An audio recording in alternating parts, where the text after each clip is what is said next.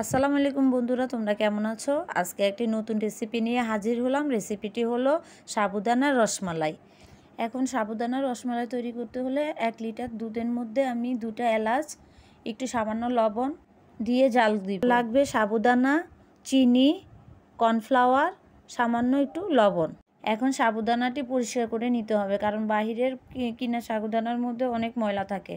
প্রথমে আমি পানি দিয়ে সাবুদানাটিকে ভালোভাবে ধুয়ে নিব, যাতে ময়লাটা পরিষ্কার হয়ে যায়। ধুয়ে নেওয়ার পরে সাবুদানাটিকে 5 মিনিটের মতো রেস্টে রেখে দেব, এতে করে সাবুদানাটি ম্যাশ করতে সুবিধা হয়। আমি চুলার উপরে বসিয়ে রাখা গরম দুধের মধ্যে 4 চামচ চিনি অ্যাড করলাম। আপনারা যে যেরকম মিষ্টি খান ঠিক সেরকম মিষ্টি অ্যাড করবেন। চুলার দুধগুলো জাল দেওয়া হয়ে গেলে চুলাটা অফ করে দিতে হবে। ভিজিয়ে রাখা সাবুদানার মধ্যে পরিমাণ মতো চিনি, একটু লবণ দিয়ে ভালো করে ম্যাশ করতে হবে। ম্যাশ যত ভালো হবে রসমালাইয়ের আকারগুলিও সুন্দর আসবে। এখন আমি ছোট ছোট লেচি কেটে নিব। লেচি কাটার আগে হাতের মধ্যে একটু সয়াবিন তেল মেখে নিব, যাতে হাতে লেগে না যায়। অনেকে ঘি ইউজ করতে পারবেন, সমস্যা নাই, কিন্তু আমার কাছে ঘি ছিল না, সেজন্য আমি তেল ইউজ করলাম। এখন লেচি কেটে ছোট ছোট গোল আকার দিব।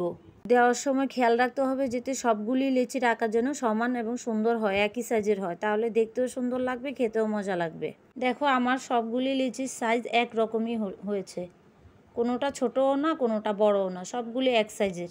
তোমরাও বাসায় ট্রাই করে দেখবে, সব এক সাইজের হবে, সুন্দর হবে, দেখতেও সুন্দর লাগবে, খেতেও মজা লাগবে। এখন লিচিগুলি কাটা হয়ে গেছে, আমি গরম দুধের মধ্যে এক এক করে লিচিগুলি সুন্দর করে ছেড়ে দেব। ছেড়ে দেওয়ার সময় খেয়াল রাখতে হবে যাতে লিচিগুলি ভেঙে না যায়, কারণ সাবুদানার রসমালাইগুলি কিছুটা সফট থাকে।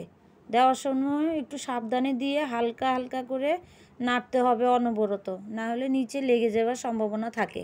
এখন 1 টেবিল স্পুন কর্নফ্লাওয়ার পানি দিয়ে মিশিয়ে নিতে হবে। মিশিয়ে নেওয়ার পর কর্নফ্লাওয়ারটি গরম দুধের মধ্যে ঢেলে দেব, এতে করে দুধের ঘনত্ব বেশি হবে এবং জিনিসটা স্টিকি ভাব আসবে। এই কর্নফ্লাওয়ারটা ঢেলে দেওয়ার সময় খেয়াল রাখতে হবে যাতে চুলার আগুন বেশি না থাকে।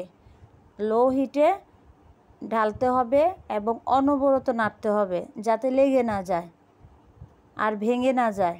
খুবই সফটই থাকে, সেজন্য সাবধানে নাড়তে হবে অনবরত, নাড়া বন্ধ করা যাবে না। সাবুদানাটি সিদ্ধ হয়ে গেলে দুধের উপরে ভেসে উঠবে।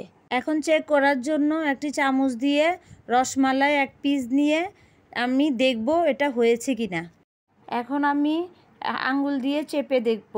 দেখার পরে দেখা গেল যে স্টিকি টাইপের হচ্ছে এবং আঠালো আঠালো ভাব, তাতে বোঝা গেল যে রসমালাইটি আমার কমপ্লিটলিভাবে রান্না হয়ে গেছে। এখন আপনার ইচ্ছা, আপনি গরম অবস্থায় পরিবেশন করে খেতে পারবেন, আবার ফ্রিজে রেখেও ঠান্ডা করে খেতে পারবেন, দুটোটাই খেতে স্বাদ লাগে। বাসায় সবাই এই রেসিপিটি ট্রাই করে দেখবেন আর আমাকে অবশ্যই জানাবেন। রেসিপিটি আসলে অনেক মজার ছিল, একদম অল্প সময়ে এর থেকে আর ভালো রেসিপি হতেই পারে না। আজকের জন্য এতটুকুই।